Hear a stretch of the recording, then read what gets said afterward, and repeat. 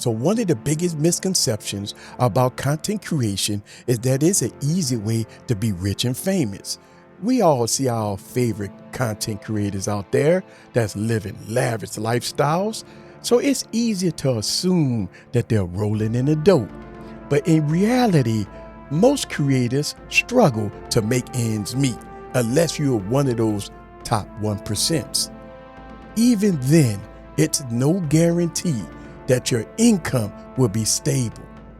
In fact, many creators deal with inconsistent revenue, brand deals that don't fall through, and algorithm changes that can make or break your career. So another misconception is that being a content creator is all fun and games.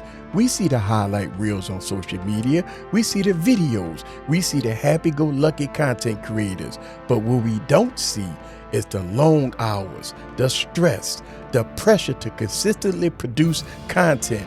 We don't see those type of moments. We don't see the fear of failure.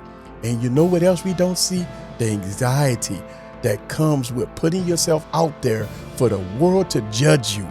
And as a content creator, there's always that fear of losing your audience, because maybe you've been on a platform for too long.